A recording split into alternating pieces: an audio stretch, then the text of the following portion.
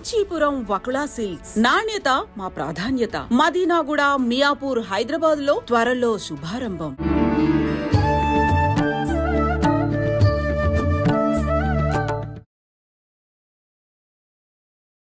నమస్కారం, welcome to I dream. ధర్మ మార్గం విత్ విజిత కార్యక్రమానికి స్వాగతం. ప్రస్తుతం మనతో పాటు ఉన్నారు దివ్య విశ్వశక్తి పరివార్ ప్రచారకులు స్వామి ఓం స్వరూప్ గారు. ఇప్పుడు వారితో మాట్లాడి మరిన్ని మంచి మంచి విషయాలు అడిగి తెలుసుకుందాం. నమస్తే అండి. శుభమస్తు దివ్య స్వరూపులందరికీ కూడా. స్వామీజీ, ప్రతిసారి మీతో మాట్లాడినప్పుడల్లా శక్తి శక్తి దివ్య శక్తి అని చెప్పి ఎక్కువగా శక్తి గురించే మాట్లాడడం జరుగుతుంది. అసలు శక్తి అంటే ఏంటి? నిజంగా మనం శక్తిని చూసే అవకాశం ఉంటుందా? నిజంగా శక్తిని చూసే అవకాశం ఉంటే ఆ శక్తిని మనం అంటే స్వీకరించే అవకాశం ఉంటుందా? మనం స్వీకరించిన శక్తిని ఇప్పుడు నా దగ్గర శక్తి ఉంది అని అంటే దాన్ని నేను ఇంకొకరికి ట్రాన్స్ఫర్ చేసే అవకాశం ఉంటుందా? ఇలాంటి అంటే ఇవి సిల్లీగా అనిపించవచ్చు, ఎలాగైనా అనిపించవచ్చు, కానీ ఇవన్నీ నాకు అనిపించినాయి మీరు మాట్లాడుతున్న సందర్భాల్లో. ఎందుకో ఒకసారి టాపిక్ చేస్తే నాలాగా డౌట్ ఉన్న వాళ్ళకి ఒక సమాధానం దొరుకుతుంది కదా అని చెప్పి నేను ఇది తీసుకోవడం జరిగింది. ముందు అసలు శక్తి గురించి తెలియజేయండి. చాలా మంచి సందేహ నివృత్తి చేసుకునే ప్రశ్న, బాగుంది. నిజంగా శక్తి గురించి తెలుసుకోవాల్సిన అవసరం చాలామందికి విశ్వానికే ఉంది. విశ్వం అంతా కూడా శక్తిమయం. శక్తి లేకుండా ఏమీ జరగదు. ఇప్పుడు మనం మాట్లాడే మాట కూడా శక్తి లేకపోతే మాట్లాడలేం. కళ్ళల్లో చూస్తాం, ఆ చూపులో శక్తి లేకపోతే చూడలేదు. చెవుల్లో వినికిడి శక్తి కావాలి. ప్రతి దానికి మూమెంట్కి ఉండాలి. Matter energy, energy matter. ఇది సైంటిఫిక్గా కూడా మనం ఒప్పుకోవాలి. శక్తి అనేటువంటిది దివ్య శక్తి అనే పదం ఎందుకు పెడతామంటే, దివ్యమైనటువంటిది అంటే దానికి మించిన గొప్పది కానటువంటిది అదే గొప్పది అని అర్థం. దివ్యం అంటే ఇంకా అల్టిమేట్. దివ్య శక్తి, ఆ శక్తిలో అంత గొప్ప శక్తి ఇంకా వేరేది ఉండదు. అది మీరు భగవశక్తిగా మాట్లాడచ్చు, ఆదిపరాశక్తిగా మాట్లాడచ్చు, దేవుళ్ళ పేర్లు కూడా పెట్టుకోవచ్చు. శివుడుగా, రాముడుగా, కృష్ణుడుగా, దశావతారాలుగా, అమ్మవార్లుగా, అయ్యవార్లుగా, ఏదైనా దేవుళ్ళకి కూడా శక్తి ఉంది. శక్తి లేని దేవుడు లేడు. అసలు మామూలుగా దేవుడు ఉద్భవించడానికి ఇప్పుడు శివుడు, బ్రహ్మ, విష్ణు, మహేశ్వరులు అవతరించారు. అవతరించడం అంటే కూడా చాలా మంచి పదం వాడుతూ ఉంటాం, మనకు తెలుసో తెలియకో. అవతరించడం అంటే ఎంటరింగ్ అని అర్థం, రావటం, ప్రవేశించడం. అంటే తానే ఆ శక్తి రూపం ధరించడం. అదే ఇప్పుడు మనం మానవ అవతారం, అది భగవత్ అవతారము. దేవుళ్ళు కూడా అవతరించారు. అంటే ఒక చోట ఉండే శక్తి, ఇక్కడ చూడండి ఎంత చక్కటి డీటెయిల్స్ ఉన్నాయో. ఒక చోట ఉండే శక్తి ప్రసరణ జరిగి ప్రవహించి ప్రయాణం చేసి ఒక చోటకి చేరుకొని ఆవిర్భావం జరిగి అవతరించడం అనే దాన్ని, శక్తిమయం అవడేదాన్ని మనం అవతారము అంటాం. అవతరించడం అంటే స్వీకరించడం ఆ రూపాన్ని. శక్తిలో రూపాలు ఉంటాయి, ఏ రూపం అంటే ఆ రూపం వస్తుంది. ఇప్పుడు మగవాళ్ళు తల్లులుగా అయిపోవాలంటే ఆయన అనుకుంటే సంకల్ప సిద్ధితో తల్లిగా మారిపోతారు. అది ఒక దేవతల విషయంలో. మామూలుగా మానవులు కూడా తపోశక్తి సంపన్నులు, ఋషులు, దివ్య యోగులు, వాళ్ళందరూ చేయగలుగుతారు. ఇప్పుడు అలాంటి వారు ఉన్నారు. ఇప్పుడు కూడా అది ముందు శక్తి సంపాదిస్తేగా మీరు ఏమైనా చేయడానికి. డబ్బు ఉంటేగా ఏదైనా కొనుక్కోవడానికి. డబ్బు లేకుండా కొనుక్కోవడం అంటే అది కలలు, గాలిలో ఊహించుకోవడం అవుతుంది. శక్తి సంపాదించాక మీరు ఏమైనా చేయొచ్చు. ఎలా సంపాదించవచ్చు ఆ శక్తిని మనం కూడా? అంటే మళ్ళీ మనం పద్ధతే దివ్య విశ్వశక్తి యొక్క మా యొక్క ఉద్దేశం అందరికీ దివ్య శక్తి కావాలని, పొందాలని, వారు దివ్య స్వరూపులు అవ్వాలని, వారికి ఎప్పుడు ఆ యొక్క అనంతమైనటువంటి విశ్వశక్తి వారికి కలిగి వాళ్ళ కోరికలే కాదు, ఆరోగ్యమే కాదు, ఇతరులను కూడా మార్చే శక్తి, యుక్తి, అనురక్తి, భక్తి రావాలి వాళ్ళకి. వస్తుంది. రోజు సూర్యోపాసన, తేజోపాసన, శక్తోపాసన, బ్రహ్మోపాసన, ఇలాంటివి ఏ పేర్లు పెట్టినా ప్రకాశోపాసన కూడా ఉంది. ఇదేంటండి? అంటే తేజోపాసనకి మారు పేరు. అంటే ఆ డివైన్, ఆ తేజోమయమైనటువంటి దివ్య తేజస్సు, ప్రకాశము. దేవుడిని వెనకాల ఎంత తేజస్సు ఉంటుంది, ఆరా అంటాం. మనకు కూడా ఆరా ఉంటుంది. ఓకే. ఇప్పుడు శక్తిని సంపాదించటం వల్ల ఇప్పుడు మీరు చెప్పిన ఈ ఇన్ని విధాలుగా మనం శక్తిని సంపాదించొచ్చు. ఇప్పుడు ఫర్ ఎగ్జాంపుల్ ప్రాక్టీస్ కూడా ఒక్క 2 నిమిషాల్లో చెప్పేస్తా. ప్రతిరోజు చేస్తూ ఉండాలా? అక్కర్లేదు. ఇప్పుడు మీ దగ్గర ఒకవేళ శక్తి ఉంది అనుకోండి, అది నాకు ట్రాన్స్‌ఫర్ చేయొచ్చా మీ నుంచి? 200%. ఎలా చేయొచ్చు? అంటే శక్తి వచ్చిన వాళ్ళు హ్మ్. శక్తి లేని వాళ్ళకి ప్రాధేయపడితేనో ఇష్టలైతేనో, హ్మ్. ఇప్పుడు మీరుంటారు, మీ పిల్లలు, మీరు కన్న పిల్లలు ఏదో కొనుక్కోమంటారు, కొనిపెట్టమంటారు, హ్మ్. మారం చేస్తారు. అవును. మన దగ్గర డబ్బులు లేకపోయినా ఏం చేస్తాం, అప్పు చేసినా పిల్లాడి కోరిక తీర్చి మనం సంతోషపడడానికి తల్లిదండ్రులు కొంటారు, ఏ వస్తువైనా. అవునా? ఆ! అలాగే శక్తి కలిగిన వాడిని మనం ప్లీజ్ చేయాలి. ప్లీజ్ చేయడం అంటే ఆయనకి నచ్చినట్టు గుణగణాలు మనకు ఉండాలి. హ్మ్. మంచి గుణం, అబద్ధాలు ఆడకపోవడం, సత్యం మాట్లాడడం, హ్మ్. మంచి ప్రవర్తన, అందరూ ప్రపంచం అంతా శాంతంగా ఉండాలి, అందరికీ మంచి జరగాలని ఏ మానవుడైతే మనసా కోరుకుంటారు. వాచా కోరుకుంటాడో ఆ కోరికలన్నీ శక్తి సంపన్నులు సంపాదించిన వాళ్ళకి నచ్చుతాయి. అంటే ఆ శక్తి కూడా వాళ్ళు ఎందుకు సంపాదిస్తారంటే సర్వ లోకాలు శుభకరంగా ఉండాలి, హ్మ్. సంతోషంగా ఉండాలి, ఆరోగ్యంగా ఉండాలి హ్మ్. అనే ఉద్దేశమే తపస్సు చేసుకునేవాళ్ళు. అందులో వారొకరు. ఓకే. అందరిలో మనం, మనలో అందరూ. హ్మ్. ఏకం బహుష్యామి. హ్మ్. ఒక్కడే అనంతుడు, అనంతంలో కూడా ఆ ఒక్కడు కలిసిపోవాలి. ఆ! అప్పుడు ఏకత్వం అవుతుంది, భిన్నత్వాలు ఉండవు, ఉండవు. సర్వం ఏకమయం, హ్మ్. ఏకాత్మనః అయిపోతుంది. ఓకే. అందుకని ఇక్కడ చాలా సింపుల్ ప్రాక్టీస్. రోజు ఒక 20 సెకండ్స్ అన్నా మనం సూర్యోపాసన, ఉదయాన్ని మనం ఉదయపూట పెద్ద తీక్షణంగా ఉండదు, చూస్తూ ఆ స్వామిని ఇలా దర్శనం చేసుకొని అక్కడే చూసిన తర్వాత 20 సెకండ్స్ తర్వాత కళ్ళు మూసుకొని ఇలా కళ్ళల్లో ఈ బింబాలు వస్తాయి కళ్ళల్లో, హ్మ్. అదే ఆ ప్రకాశాన్ని గంట గంటన్నర సేపు క్యారీ అవుతుంది. హ్మ్. ఎవరికైనా, ఏ మానవుడికైనా ఆ! మంత్రం చేసుకోవచ్చు. ఏం మంత్రం? మంత్రం అంటే సూర్యోపాసనలో ఓంకారం చేసుకోవచ్చు, లేకపోతే ప్రకాశానికి ఐం ఏ బీజాక్షరాలన్నా చేసుకోవచ్చు. హ్మ్. సూర్యుడి యొక్క సంబంధించింది కూడా, హ్మ్. ప్రకాశానికి సంబంధించింది కూడా, మరి శక్తికి హ్రీంకారం కూడా చేసుకోవచ్చు, క్లీంకారం చేసుకోవచ్చు. ఇవన్నీ పదాలు నేను ఎందుకు ధైర్యం చేసి చెప్తున్నాను అంటే హ్మ్. ఈ పదాలతో రికార్డ్స్ అందరూ చేస్తున్నారు. హ్మ్. అందుకని అప్పుడు దోషం కాదు. ఆ! ఆ మామూలుగా గురుముఖత కానీ రావాలి, ఇవి బీజాక్షరాలు గురుముఖత మీరన్నట్టు చెప్పాలి. హ్మ్. కానీ ఇప్పుడు అందరూ రికార్డ్స్ రూపంలో కొన్ని కోటాను కోట్ల మంది హ్మ్. చేస్తున్నారు కాబట్టి అవి కలిపి చేయొచ్చు, కలపకుండా చేయొచ్చు. ప్రకాశాన్నే చూస్తూ వీక్షిస్తూ ఆ ప్రసారాన్ని స్వీకరిస్తూ మీరు ప్రకాశకులుగా అయిపోవచ్చు. ఇప్పుడు మీరు ఇది రోజు చేస్తుంటారు కదా? నేను ఎంతో మందికి, వేల మందికి చేయిస్తుంటా. చేస్తుంటారు, చేయిస్తుంటారు. ఆ, అయితే ఇది చేయటం వల్ల అప్పుడు నేను మీకు మొత్తం నఖశిఖ పర్యంతం టాప్ టు బాటమ్ మీకు శక్తిమయం ఫుల్ అయిపోతారు, ఎనర్జీ. ఎనర్జీ అయిపోతారు. ఇది ఎనర్జీ అయిపోయిన తర్వాత మీకు తెలియదంటూ ఉండదు. ఇలా ఫుల్ ఎనర్జీ బాడీ అయిపోవడం వల్ల ఆహారం తినకుండా గూడా ఉండగలిగే స్థితి అది అసలు ఉంటుందా? మీకు ఆకలి దప్పికలు కూడా ఉంటాం. మీరే ఎనర్జీ అయినప్పుడు ఇంకా ఆకలి ఎందుకు? హ్మ్. ఎనర్జీ కోసమే తింటాం. ఇప్పుడు 3-4 గంటలకు ఒకసారి ఆకలి వేస్తుంది పాపం. అవును. అవును. ఏదో టీయో, కాఫీయో, జ్యూసో తాగుతాం హ్మ్. హ్మ్. కదా. హ్మ్. అంటే ఏదో మరి లోపట అయిపోయింది, ఎనర్జీ తగ్గుతోంది. అసలు ఎనర్జీయే మీరైతే ఆకలి దప్పుకలు ఎలా ఉంటాయి? మీరే అవును. ఆలోచించండి. నేను మొన్న ఒకరోజు మీతో ఫోన్‌లో మాట్లాడినప్పుడు షూట్ గురించి మీరన్నారు. నైట్ భోజనం చేశారా అండి అనంటే, "ఏంటి నాన్న ఆ పిచ్చి ప్రశ్న భోజనం నన్ను అడుగుతున్నావు నువ్వు" అని చెప్పి. అదేంటండి అనంటే, శక్తి ఎప్పుడు నిత్యం శక్తిమయంతో ఉండే నాకు మళ్ళీ భోజనం ఎందుకు నాన్న ఏదో ఒక పండో, పలమో తింటా అంతే అంతే. భోజనం చేయను అని చెప్పి.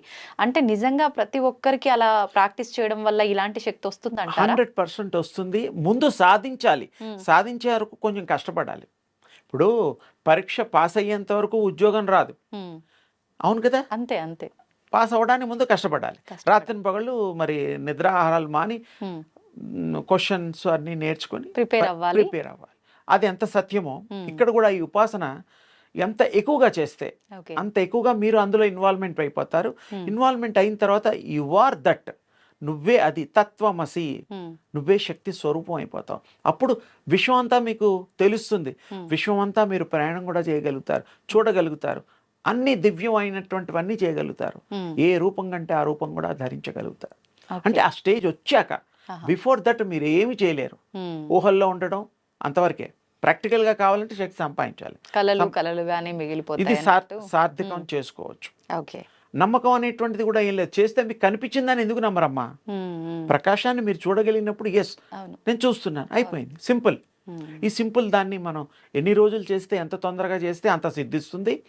మీకు సిద్ధిచ్చినట్టు కూడా తెలిసిపోతుంది. ఇంకో మంచి ఆన్సరు, ఎవరినన్నా ఏదైనా అన్నారంటే అయిపోతుంది. అంటే వాళ్ళ వాక్కుకు బలం వాక్ ఉంటుందా? బలం వచ్చేస్తుంది. ఆహా. నీకు ఉద్యోగం వస్తుంది, ఉద్యోగాలు ఎదుగుతున్నారు ఒక అమ్మాయి అబ్బాయి, ఇలా కష్టం మీకు చెప్పుకుంటే నీకు చూడు 2 రోజుల్లో నీకు కాల్ వచ్చేస్తుంది, పో అంటారు, వచ్చేస్తుంది. మ్మ్. మీరు జాతకాలు చూడరు, టెలిఫోన్లో ఎవరికి మీకు చెప్పరు, ఇలా చెప్పమని మీకు అనిపిస్తుంది, కనిపిస్తుంది, వాడికి వినిపిస్తారు. అయితే మనం ఖచ్చితంగా దేనికి సంబంధించి కూడా ఒక టాపిక్ చేయాల్సిందే. చేద్దాం, ఒక వీడియోలో తప్పకుండా. మాట్లాడుకుందాం తప్పకుండా నేను ఖచ్చితంగా. చేసి పెడతా. మీకు ఇంకా అడ్వాన్స్ టెక్నిక్స్ కూడా చెప్తా. కష్టపడి అంటే గుహల్లో కూర్చోవడం అవసరం లేదు, ఇంట్లో అయినా కూర్చోవచ్చు. రాత్రి కాన్స్టెంట్ రిమెంబరెన్స్ కూడా చేయాలి. ఓకే. సేమ్ అదే అనుకుంటూ నిద్రపోండి, మీ షట్చక్రాలు అవే పనిచేస్తాయి. మళ్ళీ షట్చక్రాలను కూడా యాక్టివేట్ చేయాల్సిన అవసరం కూడా లేదు. ఓకే. అయితే మనం ఇంతకుముందు ఒక వీడియోలో మాట్లాడుకున్నప్పుడు మాటకు సంబంధించిన ఒక పదం రావడము, ఆ టాపిక్ గురించి మనం మాట్లాడుకోవడం జరిగింది. నాకు అప్పుడు అనిపించింది వాక్ శుద్ధి గురించి వాక్ శుద్ధి గురించి. చాలా మంది నిత్య జీవితంలో కూడా కొన్ని మాటలు అంటూ ఉంటారు, ఆ మాటలు నిజమయ్యాయని చెప్పి అంటూ ఉంటారు. నిజంగా మాటకి అంత బలం ఉంటుందా? ఎలా వస్తుంది ఆ బలం? మరి మాటకు అంత బలం ఉంటే ప్రతి ఒక్కరికి అన్న మాట అన్నట్టుగా జరిగిపోవాలి కదా, మరి ఎందుకు కొంతమంది విషయంలోనే ఇలా జరుగుతుంది? బాగుందమ్మా, మంచి ప్రశ్న. దీనికి తపస్సుకి పూర్వజన్మకి సంబంధం ఉంది. ఏంటా సంబంధం? అదే చెప్తున్నాను. పూర్వజన్మలో వాళ్ళు మంచి తపస్సు చేసుకొని మంచి ఆచార వ్యవహారాలతో భగవంతుడికి దగ్గరగా ఉంటూ భగవంతుడి శక్తి సంపాదించినటువంటి ఆత్మలు మళ్ళీ ఈ జన్మలో మళ్ళీ ఈ యొక్క రూపాలు తీసుకొని ఈ జన్మ ఎత్తి స్త్రీగానో పురుషుడిగా పుట్టిన ఆ ఆత్మ, జీవాత్మ, అది తపస్సు చేయక్కర్లేదు. ఎందుకంటే ఆల్రెడీ మనం చేసేసాం. అవును. ఈ జన్మలో మళ్ళీ ఆ పుణ్యం క్యారీ అవుతుంది. ఎలాగైతే డబ్బులు దాచిపెట్టి మనం ఒక 10 ఏళ్ల తర్వాత 2 ఇంతలుగా 3 ఇంతలుగా బ్యాంకులో పెట్టిన, పొలాల్లో డబ్బులు పెట్టి కొన్న, ఇల్లులు కొన్న, ఆ రోజులకు ఆ రేటు కంటే 2-3 సార్లు పెరుగుతాయి. ఆ విధంగా మీరు చేసిన పుణ్యం ఆ భగవంతుడు దివ్య శక్తి కాపాడి దాన్ని 2గా 3గా చేసి మీకు మంచి ఫలితాన్ని ఈ జన్మలో ఇస్తుంది. అప్పుడు వాడు ఎక్కడికి వెళ్తే అక్కడ ఇంటర్వ్యూవా సెలెక్ట్ అయిపోతాడు, వ్యాపారమా సక్సెస్ అయిపోతుంది, ఎవరన్నా మంచిగా మాట్లాడితే వాళ్ళు ప్లీజ్ అయిపోతారు. అలాంటి వాక్శుద్ధి కలిగినవన్నీ వచ్చేస్తాయి, ప్రీవియస్ బర్త్ సంబంధించిన క్యారీ. ఒకవేళ కొంతమంది ఈ జన్మలో కూడా మళ్ళీ మంచి అలవాట్లు, మంచి పద్ధతులు, మంచి గాడ్లీ థింకింగ్ ఉన్న వాళ్ళకు కూడా వస్తుంది, సాధించవచ్చు. కొంచెం టైం పడుతుంది అంతే, మరి లేదుగా ఇప్పుడే అంటే ఫలితం ఆలస్యంగా కొంచెం వస్తుంది, కొంచెం టైం తీసుకుంటుంది. ఆల్రెడీ మీకు వాక్శుద్ధి ఉంది అంటే అది ఇప్పటిది కాదు, గ్యారంటీగా ఇప్పటిది కాదు, ప్రీవియస్ బర్త్ది. అప్పుడు చేసుకున్న పుణ్యము పురుషార్థము ఇప్పుడు మీకు లభిస్తాయి. మొత్తానికైతే ఏది ఏమైనా కూడా ఆధ్యాత్మికంగా మనం ఎక్కువగా దగ్గరలో ఉంటే అన్ని రకాలుగా మనం లాభం పొందొచ్చు, ఏ రకంగా ధన్యులు కావచ్చు. అలా ఇలా కూడా కాదు, ధన్యత్వం కూడా పొందొచ్చు, అంతే, ఇతరులను కూడా ధన్యత చెయ్యొచ్చు. అదేలా ఇదేలా ఎదుటి వాళ్ళకి చెప్తాం, నాన్న నీకు ఈరోజు మంచి జరుగుతుంది, తెలుసో తెలియకో మనకు తెలియకుండా అలా తేలిక అనేస్తాం. మనకు శక్తి ఉంది కూడా తెలియదు కదా అనేస్తాం. ఆయన కూడా నా ముందు దేవత కాదు, ఋషి కాదు, ఏమి కాదు, చెప్తే అవుతాయని నమ్మడు వాడు. ఉద్యోగం సద్యోగం వచ్చిందనక, అమెరికాలో జాబ్ వచ్చినా, ఇండియాలో ఎక్కడైనా సరే, ఏదైనా లాటరీ టికెట్ వచ్చినా, పెళ్లి సంబంధం కుదిరినా, ఎవరన్నా ఉన్నవాళ్ళు పూర్వీకులు ఆస్తి కోర్టులో తగాదాలు ఉండి వాడికి చెందేటట్టుగా కోర్టులో డిక్లరేషన్ ఇచ్చిన, అదంతా వాడు కష్టపడింది కాదు, పూర్వీకులు. అదంతా అదృష్టం. అంటే ఇప్పుడు లేనిది కొత్తగా వచ్చేదాన్ని యోగము. యోగం అంటేనే కొత్తగా వచ్చేదాన్ని యోగం అంటారు, ఆల్రెడీ ఉన్నదాన్ని యోగం అనరు. అదృష్టం కూడా అంతే. ఆ డాష్ దృష్టము, కనబడేట్టుగా నీకు కనిపించే శక్తి మంచి అదృష్టం అన్నమాట. దాని అర్థం అది. అందరికీ ఎందుకు ఉండదు అదృష్టం అంటే వాళ్ళకి చెందేట్టుగా ఉంటే తప్పకుండా చెందుతుంది. అంటే రాసి పెట్టి ఉండాలి, రాసి పెట్టడం కాదు, వాళ్ళు కోరిక పూర్వజన్మలో నేను ఇలా కావాలి, నాకు ఇది కావాలి, అది కావాలని లిస్ట్ పెట్టుకుంటారు. అది సాధించడం కోసం సగం పావు అయితే మళ్ళీ ఈ జన్మలో అవన్నీ మిగతావి సాధించవచ్చు.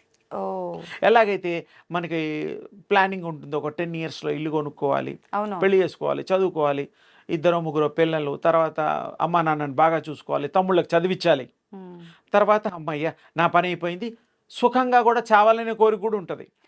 అంటే ఏ ఏ నొప్పి లేకుండా, ఇబ్బంది ఎవరిని ఇబ్బంది పెట్టకుండా పట్టకుండా, ఏ జబ్బు రాకుండా, వాస్తవం హార్ట్ అనుకుంటా. అటాక్, స్వీట్ పెయిన్ అలా వచ్చిన బాధ లేదు. ఎవరికి ఏమి ఉండదు. 5-10 నిమిషాలు నొప్పి వచ్చినట్టు అంటే చాలా మంది కానీ స్వీట్ చాలా మంది నిద్రలోనే పోతారు. చనిపోయారు. ఎంత పుణ్యాత్ముడో అమ్మ చూడు అసలు అని అంటే అది అంటుంటారు. వాళ్ళ అదృష్టం. ఎవరిని ఇబ్బంది పెట్టకుండా, వాడు ఇబ్బంది పడకుండా అలా వెళ్ళిపోవడం వాడికి ఎంతో సుకృతం ఉంటే కానీ రాదు. ఇప్పుడు మాటకి ఇంత పవర్ ఉంటది అని మనం మాట్లాడుకున్నాం అవును, కదా. ఉంటుంది 100%. అయితే ఇది ఒక పాజిటివ్ గా మాట్లాడినప్పుడే జరుగుతుందా? మరి ఇప్పుడు అంత చెడు power కూడా ఉంటే నమ్మా. చెడు కూడా అంటే ఆ పవర్ ఎలాంటిదంటే ఉపయోగించే వాడి చేతిలో ఉంటుంది. ఉమ్, వాడు బుద్ధి గనక సరిగ్గా ఉంటే మంచి వాళ్ళకి మంచే చెప్తాడు. వాడు అసూయ, క్రోధం, ద్వేషం ఉంటే ఉమ్.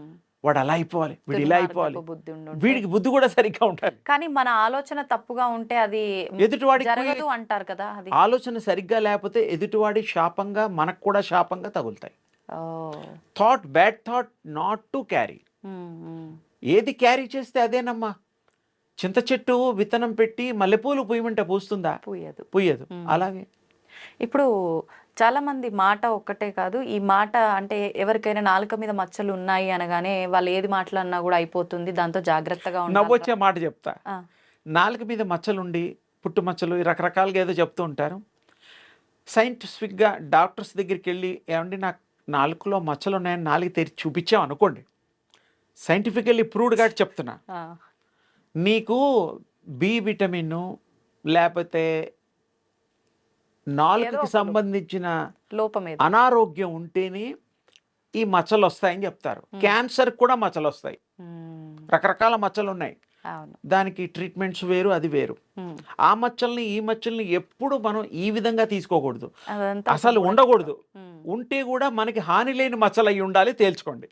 అదేంటి అనేది తెలుసుకోవాలి. తెలుసుకోవాలి. లేకపోతే పుట్టుకతో ఉంటాయి కొంతమంది మచ్చలు, ఏం కాదు.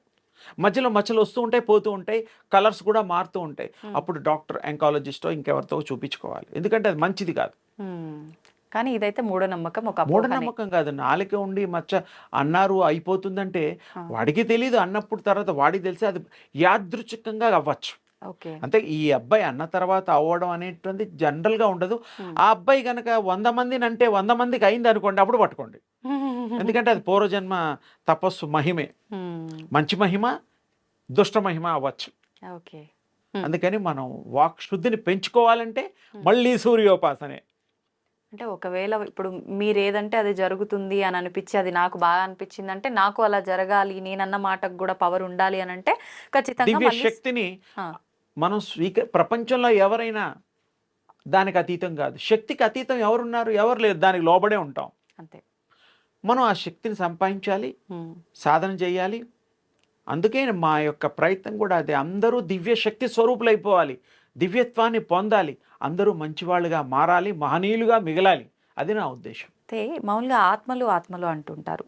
ఒక ఆత్మ శరీరాన్ని విడిచిన తర్వాత వెళ్ళే ఆ ఆత్మ ప్రయాణాన్ని ఆత్మయానం అంటూ ఉంటారు కదా. నేను కరెక్ట్ గానే చెప్పానా? కరెక్ట్గా చెప్పావు. ఆ ఆత్మయానం అనేది ఎలా ఉంటుంది, ఎన్ని రోజుల పాటు సాగుతుంది? కొంతమంది కొన్ని రోజుల పాటు భూమిపైనే ఉంటుంది అని అంటుంటారు, కొంతమంది వెంటనే వెళ్ళిపోతుంది కార్యక్రమాలు అన్నీ జరగగానే అంటుంటారు. అసలు ఈ ఆత్మ ప్రయాణం అనేది ఏ రకంగా ఉంటుంది? మామూలుగా ఈ ఆత్మల ప్రయాణం అనేటువంటిది దాని స్వనిర్ణయం. అంటే దానికి ఫ్రీడమ్ ఉంటుంది, దానికి నచ్చిన దాని ఇష్టంతోటే ఈ జన్మలు తీసుకుంటుంది. మానవ జన్మలు తీసుకోగలుగుతుంది, జంతువు జన్మలు తీసుకోగలుగుతుంది, దాని ఇష్టం. దాన్ని అంటే డిసైడ్ చేయబడదా మనం చేసిన కర్మల్ని బట్టి ఏది తీసుకోవాలి అనేది? అంటే ఆ కర్మ చేసేది ఎవరు? ఆత్మే కదా. ఆత్మ ఏ కర్మలు ఎలా చేసుకుంటారో దానికి పనిష్మెంట్స్ ఉంటాయి. మంచి చేస్తే మంచి, చెడు చేస్తే చెడు, ఏమీ చేయకపోతే ఇంకా సంతోషం, ఐడియల్గా ఉంటుంది.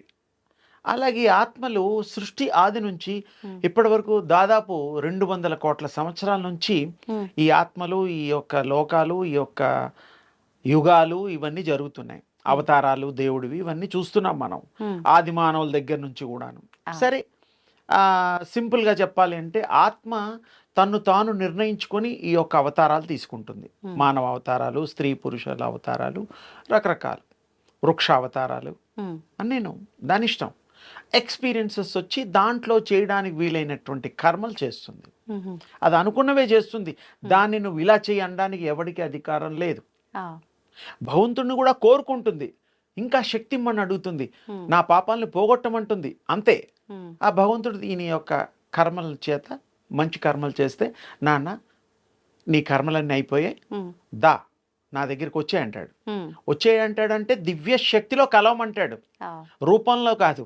ఓకే. దీనికి ఎగ్జాంపుల్ భక్త ప్రహ్లాదుడు ఉమ్, సినిమా ఎవరన్నా చూస్తే చూసి ఉండొచ్చు కదా. అందులో హిరణ్యకశిపుడు మరి ద్వారపాలకులుగా జయ విజయులుగా విష్ణుమూర్తి దగ్గర ఉంటారు. ఆ, వారు సరే శాపగ్రస్తులై ఉమ్, ఈ భూలోకంలో ఇష్టమైన అవతారాలు 3 ఎంచుకో, ఉమ్, లేకపోతే ఇంకా ఎక్కువ జన్మలు మంచిగా ఉంటే ఎక్కువ జన్మలు ఎత్తుకోవాల్సి వస్తుంది నా దగ్గర రావడానికి, మళ్ళీ నన్ను చేరుకోవడానికి, మళ్ళీ నువ్వు పోగొట్టుకున్న శక్తి సంపాదించుకోవడానికి, శక్తిలో ఉండడానికి, నా దగ్గరలో ఉండడానికి అనేటువంటిది అర్థం. ఓకే.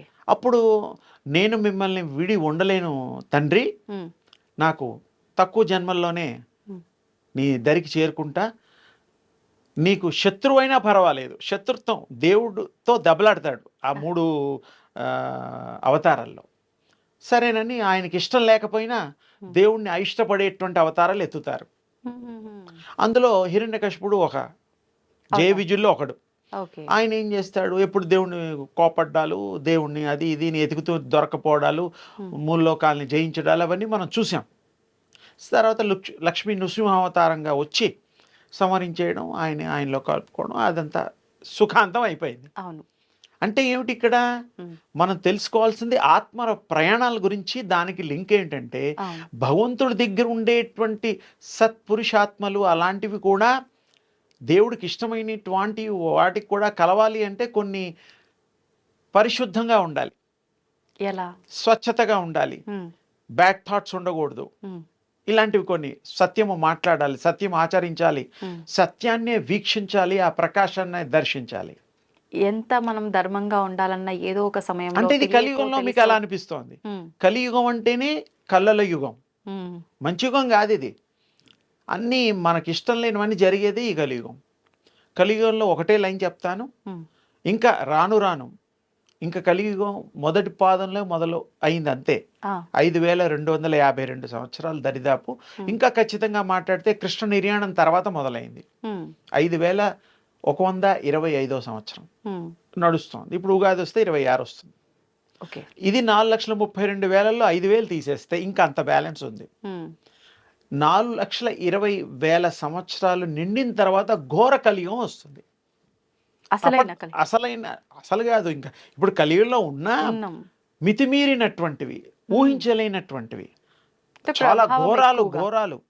ఇప్పుడు చూసేవి నథింగ్, ఇవే నథింగ్. నథింగ్. 6 అడుగులు 7 అడుగులు ఉండే మనుషులు 1 అడుగున్నర అడుగు అంత అయిపోతారు. స్త్రీలు పురుషులు లైఫ్ టైం ఇప్పుడు 120 సంవత్సరాలు. అప్పుడు జస్ట్ 8-9 ఇయర్స్ క్లోజ్. తల్లులు 4-5 ఏళ్లకే గర్భవతులై పిల్లలు కంటారు. వామ్మో. ఇలాంటి విచిత్రాలు జరగబోతున్నాయి. అంటే బ్రహ్మంగారి ఆ బ్రహ్మంగారు కూడా కొన్ని రాశారు. అవి వెంపల చెట్టుకే వెళ్ళడం అంటే మరి ఎంత చిన్న పిల్లలు, అసలు ఊహించను, అసలు అనుకోవడం తప్ప అది చూస్తే మనం మనసు వికలమైపోతుంది, చెల్లా చెదురైపోతుంది. వాస్తవం. కలియుగంలో ఇంకోటి మన అదృష్టవంతులం. ఎందుకంటే ఎన్నిసార్లు మనం వచ్చామో 4,32,000 సంవత్సరాల్లో మనకి గుర్తుండదు. ఈ జన్మకి, ఆ జన్మకి, వచ్చే జన్మకి, మళ్ళీ రాబోయే జన్మకి. అంటే ఆత్మకి ఏమీ గుర్తుండవా? దానికి ఉంటుంది. తల్లి గర్భంలోంచి విడిపడిన తర్వాత మాత్రం దానికి ఆ పూర్వజన్మ స్మృతులు పోతాయి. ఆహా. అందుకని గర్భంలో ఉన్న రోజులు అన్నీ తెలుస్తాయి దానికి. ఎన్ని జన్మలు ఎత్తాము, ఎవరితో మాట్లాడాము, ఏమిటి పనులు చేసాము అన్నీ తెలుస్తుంది. అంటే శిశువు బాధపడుతూ జన్మించిన తర్వాత మాత్రమే అన్ని స్మృతులు మర్చిపోతుంది. పోతుంది. First cry baby. అందుకనే మనం ఏం చేయాలంటే వాటికి ఎలా ఎలా పెరుగుతూ ఉంటాడో అలా అలా మంచి, అలాగే దైవభక్తి అవి నేర్పిస్తూ ఉంటే పూర్వజన్మల స్మృతులు కొంతమందికి రావడానికి వీలుంటుంది. చాలా మందిని ఈ మధ్య కాలంలో పూర్వజన్మలో జరిగిన గుర్తొస్తాయి. అలాగే మనం పెంపకంలో కూడా దృష్టి పెడితే ఆ యొక్క తల్లి కానీ తండ్రి కానీ ఎవరిని కంటారో వాళ్ళని తప్పకుండా మంచి విద్యావంతులు అవుతారు, మరి వారికి జ్ఞానవంతులు అవుతారు. శక్తివంతులు అవుతారు. ఇప్పుడు ఆత్మకి ఇవన్నీ గుర్తుంటాయి. జన్మించిన మరు క్షణం ఇవన్నీ మర్చిపోతుంది అన్నారు కదా! అంటే ఆత్మగా ఉన్నంత కాలము స్మృతులు అన్నీ తెలుస్తాయి. గుర్తుంటాయి. గర్భంలో ఉన్నంత కాలము గుర్తుంటాయి అనంటే, వెలువడిన తర్వాతే ఆత్మ లోకంలో ఉన్నంత సేపు వేరొక ఆత్మ, ఇంకొక ఆత్మ ఇక్కడ ఒకవేళ సన్నిహిత్యంగా స్నేహితులు, బంధువులు అలాంటివన్నీ కలుస్తాయా? ఆత్మలు కలవటము, మాట్లాడుకోవటము అవన్నీ ఉంటాయా ఆత్మలోకంలో? చాలా ఆనందించాల్సింది, ఆశ్చర్యపడాల్సింది ఇదే. ఇక్కడ మనం కొత్త వాళ్ళని ఫ్రెండ్షిప్ చేసుకుంటాం. అవును. కంపెనీ CEO లేకపోతే ఆ! మినిస్టర్ పిఏ ఎవరో సమ్ ఇంపార్టెంట్ VVIPsని ఆ! మనకంటే గొప్ప వాళ్ళని ఎవరి ద్వారానో పరిచయాలు చేసుకుంటాం. అవును. ఏదైనా పనులు అవ్వడం కోసం రకరకాలు. వాస్తవం. అలాగే ఈ ఆత్మ కూడా ఈ బతికున్నప్పుడు దాన్ని ఎంతగా ప్రేమించి హ్మ్. దాంతో ఎంత సఖ్యతగా ఉంటాయో, తండ్రులే కాకుండా, ఫ్రెండ్సే కాకుండా, భార్య ఇలాంటి వాళ్ళు ఎవరైనా సంబంధాలు హ్మ్. ఎక్కువగా కనెక్ట్ అయిపోతే హ్మ్. అవి ఈ శరీరం వదిలినా కూడా వాళ్ళని సేఫ్ చేస్తాయి, దాన్ని రక్షిస్తాయి, ఇబ్బందులు లేకుండా కాపాడతాయి. హ్మ్. అది ఎందుకంటే ఇష్టపడ్డది కదా. అవును. ఇప్పుడు మనం ఇష్టమైన వాళ్ళకి ఏదైనా చేసి పెడతాం కదా, హ్మ్. మనకి ఇష్టమైన పిల్లలకి ఏదైనా కొని పెట్టడం అన్ని అవును. ఇందాక కూడా అనుకున్నాం. అలాగే హ్మ్. అది చేస్తుంది. అవి పోయినా కూడా వేరే ఆత్మలోకాల్లో హ్మ్. అవి మళ్ళీ కలుసుకుంటాయి. శరీరాలు ఉండవు, కలుసుకుంటాయి. ఓకే. అవి కూడా అక్కడ కూడా విహరిస్తాయి. హ్మ్. అక్కడ కూడా అవి ఏం కావాల్సి అక్కడ పాత వాళ్ళని గుర్తుపడతాయి. 10-20 ఏళ్ల క్రితం మీరు నన్ను చూసి ఇప్పుడు సడన్గా మళ్ళీ చూస్తే ఎలా గుర్తుపడతారు? అలాగే ఆత్మలు కూడా హ్మ్. ఒక 200, 300, ఒక 500, 1000, 2000 సంవత్సరాల క్రితం ఆత్మలు ఎక్కడన్నా కోయిన్సైడ్గా కలిసి ఉంటే హాయ్ బాయ్ అంటాయి. అంటే ఆత్మకు కూడా ఆ స్పర్శ, జ్ఞానం స్పృహ అన్నీ ఉంటాయా? పూర్వ సుకృతి ఉంటుంది, ఆహా! స్ఫురణ ఉంటుంది. ఓకే. మనమే హాయ్ బాయ్ కాదు, అవి కూడా అంటాయి. అంటాయి. అది ఇంకో భాషలో అంటాయి. హ్మ్. అంటే మాట్లాడతాయా అవి కూడా? కన్వే చేయగలుగుతాయి. ఆ భాష వేరు. ఓకే. ఓకే. ఇప్పుడు మనం హిందీ, తెలుగు, మలయాళం మొత్తం ఇండియాలో 18-20 లాంగ్వేజెస్ ఉన్నాయి. మరి ఒప్పుకోవడం లేదు. హ్మ్. దానికి ఎందుకు ఒప్పుకోం? దానికో లాంగ్వేజ్ ఉంటుంది. ఓకే. దేవుడికి భక్తుడికి కూడా ఒక లాంగ్వేజ్ ఉంటుంది. ఆ! భక్తుడు చెప్పేవన్నీ దేవుడు వింటాడు. హ్మ్. ఏం కావాలో అవి చేస్తాడు, ఏది చేయకూడదో చేయడు. హ్మ్. ఆయన ఇష్టం. అవును. మన దగ్గర పనిచేసే వాళ్ళకి జీతం ఇస్తాం, హ్మ్. నెలకోసారి సెలవులు ఇస్తాం. అవును. బాగా పనిచేసిన వాడికి ఓనర్ చేయాల్సిన బాధ్యత ఏమిటి? జీతం పెంచాలి. పెంచాలి. రోజు రోజుకి ఇన్ని కష్టాలు ఉన్నాయి, ఇంత పిరమైపోయింది, హ్మ్. అన్ని ధరలు పెరిగిపోయాయి, అవును. పాపం వాడు ఎలా బతుకుతాడని మంచి CEO కానీ, హ్మ్. మంచి సేటు గారు కానీ, మంచి ఆఫీసర్ కానీ, యజమాని. యజమాని వాడు ఇవ్వాలి. వాస్తవం. ఇవ్వకపోతే వాడు వెళ్ళిపోతాడు. ఇంకో దగ్గర ఇచ్చే ఇంకో దగ్గరికి ఎక్కడిస్తే అక్కడికి వెళ్ళిపోతాడు. వాడు కావాల్సింది కష్టపడటం. అంతే. కష్టపడేవాడు ఎక్కడైనా పడతాడు. హ్మ్. మీ దగ్గరే పడాల్సిన అవసరం లేదు. అంతే. ఓ 2 రోజులు ఆలస్యం అవుతుంది దొరకడం, అంతే. అంతేగాని కష్టపడేవాడికి సుఖం దక్కి తీరుతుంది. హిస్టరీలో ఉంది, కష్టే సుఖే ఫలే అన్నారు.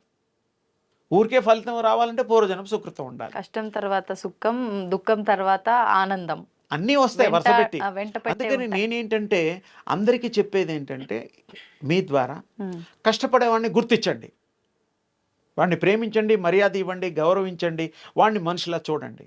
వాడు మిమ్మల్ని దేవుళ్ళా చూస్తారు. మీరు మనిషిలా చూస్తే వాడు మిమ్మల్ని దేవుళ్ళా చూస్తారు. ఇంతకంటే ఎక్కువ చెప్పడం అనవసరం అనిపిస్తుంది. నిజంగా చాలా అర్థం చేసుకోండి. చాలా మంచి మాట చెప్పారు. నిజంగా ఇవాళ ప్రస్తుత పరిస్థితుల్లో ఎంతో కష్టపడుతుంటారు కానీ దానికి తగ్గ ప్రతిఫలం ఫలితం. ఉండదు, గుర్తింపు ఉండదు. కనీసం గుర్తింపు అన్నా ఉంటే అన్నా బాగుండు అనుకునే ఇక్కడ వాళ్ళు. ఇంకొక చిన్నది, హ్మ్. గుర్తింపు ఉన్నా, హ్మ్. గుర్తించినా, గుర్తించామని ఎందుకు చెప్పడో తెలుసా? ఆ. డబ్బులు పెంచాలని. సత్యం అది. మీకు తక్కువలో జీతంలో వాడి పని చేయించుకోవాలి, ఎక్కువ డబ్బులు ఇవ్వడం ఇష్టం ఉండదు. వ్యాపారంలో అదొక టెక్నిక్. ఎవరైతే హృదయాన్ని విప్పి తోటి మనిషిగా భావించి ఎవరు కట్టుకుపోయేది ఉందా? లేదు. లేదు. మనకి హైదరాబాద్లో చార్మినార్ ఉంది, ఎవరో కట్టారు పాపం. మరి ఆగ్రాలో తాజ్మహల్ ఉంది, ఈఫిల్ టవర్ ఉంది, ఇంకా వండర్ఫుల్ చాలా లిబర్టీ ఒకటి ఉంది అవును. అమెరికాలో. స్టాచ్యూ. అంతెందుకు హైదరాబాద్లో బుద్ధుడి విగ్రహం ఉంది. ఎవరికైనా పర్మిషన్ ఇచ్చి నీ విగ్రహం నువ్వు పట్టుకుపోయంటే ఎవరన్నా పట్టుకుపోతారా? పట్టుకోవడానికి ఆస్కారం ఉందా? లేదు. అంతెందుకు మనం 5 కోట్లు 10 కోట్లు పెట్టి విల్లాస్ కొంటున్నాం. మన విల్లా మనం తీసుకెళ్ళడానికి చక్రాలు కట్టేసి దానికి బండి చిన్నపిల్లలు ఆడుకుంటారే, అలా లాక్కెళ్ళడానికి వీలవుతుందా? లేదు. గాడ్ పర్మిషన్ ఇచ్చిన ఎలా తీసుకెళ్తావు? ఆ పైలోకాల్లో మళ్ళీ అదే ఇల్లు, అదే వాకిలి, అదే ఉంటుందనుకొని ఇది పట్టుకెళ్తామా? ఎవరైనా ఈ శరీరం కూడా రాదు, ఇక్కడే వదలాలి. తల్లిదండ్రులు ఇచ్చిన శరీరం తల్లిదండ్రులు కూడా వాళ్ళ తల్లిదండ్రులు కూడా వదలాల్సిందే. ఆత్మ ప్రకాశ స్వరూపం, ఆత్మ రూపం ప్రకాశము, తేజో రూపము, అది బయటకు వస్తుంది. అది ఎక్కడంటే అక్కడ తిరుగుతుంది, ఎన్నో లోకాలు తిరుగుతుంది, ఎన్నో డైమెన్షన్స్లో వెళ్తుంది అది. అందుకని ఆత్మ చాలా గొప్పది, చాలా తెలివైంది. ఆత్మకి ఆత్మలు విలువలిస్తాయి, దాన్ని ప్రేమిస్తాయి, బాధలు పడతాయి. విడిపోతే మనుషుల్లాగా అనుకోకండి, ఆ వాటికి కూడా మనసు ఉంటుందిగా. కానీ ఆత్మలు శక్తివంతుయి కాబట్టి. ఆత్మలే దయ్యాలు అనొచ్చా? దయ్యాలు అనకూడదు. మరి దయ్యాలు ఏంటి? దయ్యాలంటే అది పిశాచాలు, అవి వేరే. అంటే కొన్ని కోరికలు తీరని వాళ్ళు, కొంతమందికి దయ్యం పట్టడం, అవన్నీ వేరే సబ్జెక్ట్. అది మళ్ళీ మాట్లాడుకుందామా? మాట్లాడుకోవడమే కాకుండా అసలు ఆత్మల్ని పవిత్రంగా చూడాలి మనం. ఓకే. దైవానికి ఇష్టమైనది ఈ దేహంలో ఉండే ఆత్మ. మీరు పూజ చేస్తే ఎవరు చేస్తున్నారు? ఆత్మేగా. చేతులు, కరాలు, కాళ్ళు, చేతులు గుళ్ళోకి వెళ్తాయి అంతే. గొంతు ఇచ్చాడు దేవుడు నామం చేయడానికి, కాళ్ళు ఇచ్చాడు గుడికి వెళ్ళడానికి పూర్వం చెప్పేవాళ్ళు. చేతులు ఇచ్చారు పూజ చేయడానికి, కళ్ళు ఇచ్చాడు చూడడానికి, చెవులు ఇచ్చాడు వినడానికి. ఇలా అనుకునేవాళ్ళం మా చిన్నతనంలో. ఇప్పుడైతే వినడానికి వేరే, చూడడానికి వేరే, చేయడానికి వేరే, అన్ని రకాలు మారిపోయాయి. అంటే కలియుగంలో మారుతాయి. కలియుగంలో రూల్స్ అవి, రూల్స్ ధర్మమే అంతా. ఇది ఇంతే. ఎవరైనా మార్చాలి, ఆనందంగా ఉండాలి అంటే దైవత్వాన్ని ఆరాధించాలి, మంచి తత్వాన్ని పొందితే ఎవ్వరూ వాడిని పాడు చెయ్యలేరు. మంచివాడు కావాలని పాడైపోతే ఎవరేం చేయలేరు. అంతే. చెడ్డవాళ్ళు చెడ్డవాళ్ళ దగ్గరికి, మంచివాళ్ళు మంచి వాళ్ళ దగ్గరికి పోతారు. మిగిలిన వాళ్ళు మా దగ్గర ఉంటారని ఒక శాస్త్రం ఉంది, ఆ పద్ధతి. అందుకని చాలా గొప్పది. ఆత్మలు మాట్లాడుకుంటాయి, ఆనందంగా ఉంటాయి, మళ్ళీ వస్తూ పోతూ ఉంటాయి. రాదలుచుకోకపోతే రావు కూడా, అక్కడే ఉంటాయి, ఆ లోకాల్లోనే ఉంటాయి. చాలా చక్కటి విషయాల్ని ప్రజలకి తెలియపరచడానికి ఈరోజు ఈ వేదికలో నువ్వు ముందు పెట్టావు. బాగుంది. నాకు కొంచెం కొత్తగా చెప్పడం, అంత లోతుగా చెప్పడానికి అవకాశం చిక్కింది. నేను అడగాలనుకోవడం ఒక ఎత్తు అయితే, దాన్ని నేను అడిగింది ఏ ఉద్దేశంతోనో అదంతా మీరు బయటికి చెప్పడం అనేది నిజంగా గ్రేట్. నిజంగా సంతోషం. ఏదైనా శక్తి మాట్లాడిస్తుంది, శక్తి చేయిస్తుంది, శక్తి అనుభవింప చేస్తుంది. అందుకే శక్తిమయం. మీరు శక్తిమయం కండి. అవుతా. ఇలా మీతో రెగ్యులర్ గా జర్నీ చేస్తుంటే నేనే ఆటోమేటిక్ గా. భగవంతుడి విషయానికి వస్తే అమ్మా, మనం ఏది మాట్లాడినా భగవంతుడు, దైవం దైవం దైవం అని మాట్లాడుతూ ఉంటాము. అన్నిటినీ నడిపించేదే దైవం, శక్తి.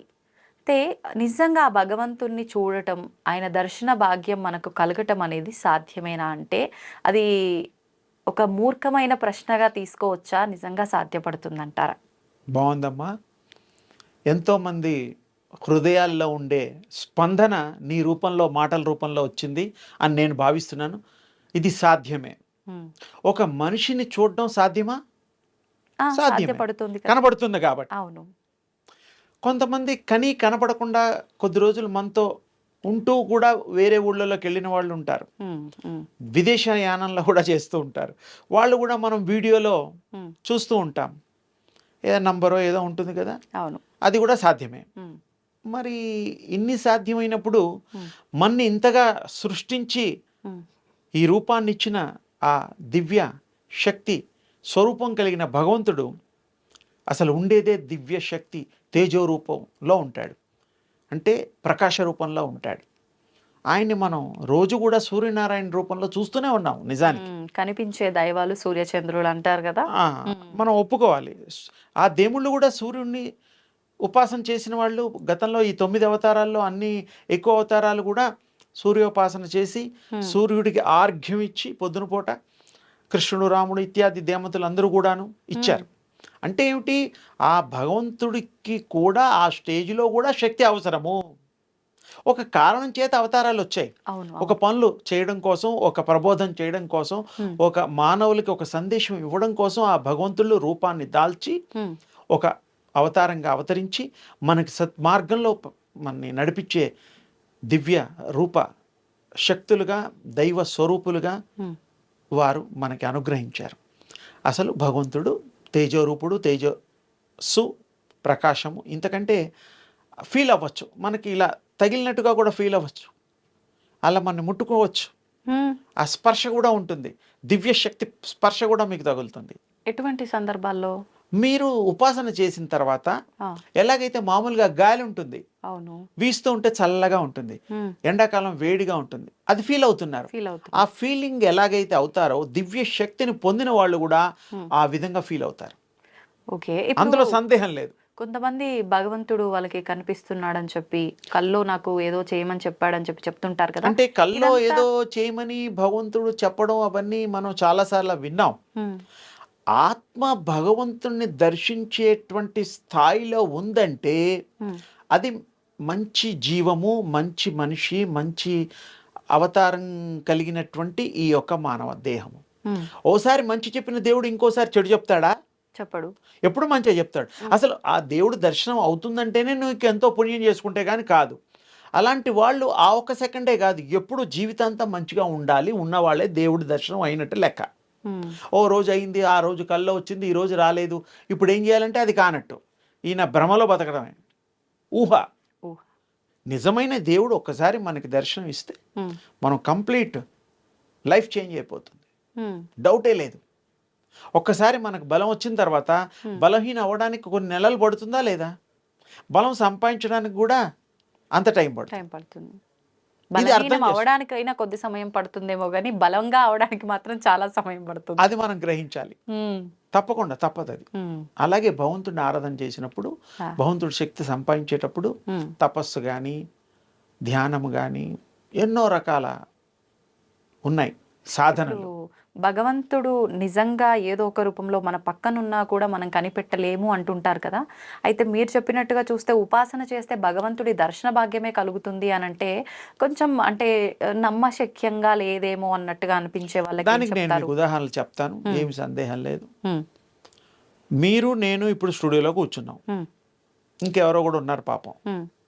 మనకు తెలియకుండా ఇక్కడ దేవుడి విషయాలు మాట్లాడుతున్నాం. అవును. గొప్ప విషయం ఏంటంటే దేవుడి పార్టీ అనేది ఆత్మల్లో ఉంటుంది.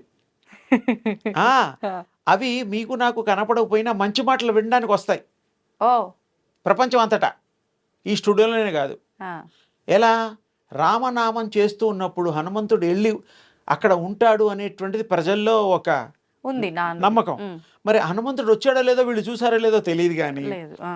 అక్కడ హనుమంతుడు వస్తాడనే ఒక నమ్మకంతో మనం రామనామం చేస్తాం. అవును. సత్యమా? సత్యం. ఇప్పుడు కూడా మనం దేవుడి విషయాలు మాట్లాడుతున్నాం కాబట్టి హ్మ్. ఇక్కడ దివ్యాత్మలు మననిద్దరిని అనుగ్రహించవచ్చు. ఎందుకంటే దేవుడి విషయాలు 10 మందికి చెప్తున్నాం, ఇది ఒక గొప్ప విషయం. హ్మ్. దేవుడిని ఎలా చూడాలో చెప్తున్నాం, దేవుడిని ఎలా పొందాలో చెప్తున్నాం, హ్మ్. దేవుడు ఎలా అనుగ్రహిస్తాడో కూడా మాట్లాడుతున్నాం కాబట్టి హ్మ్. అది వాళ్ళకి ఇంట్రెస్ట్. ఎందుకంటే వాళ్ళు దేవుడికి దగ్గరగా ఉండే ఆత్మలు అవి. ఓకే. ఆ రూపాలు తేజో రూపాలు ఉన్నాయి మనకి. హ్మ్. ఒక మాటలో చెప్పాలంటే ఆరా రూపంలో కూడా ఉండొచ్చు.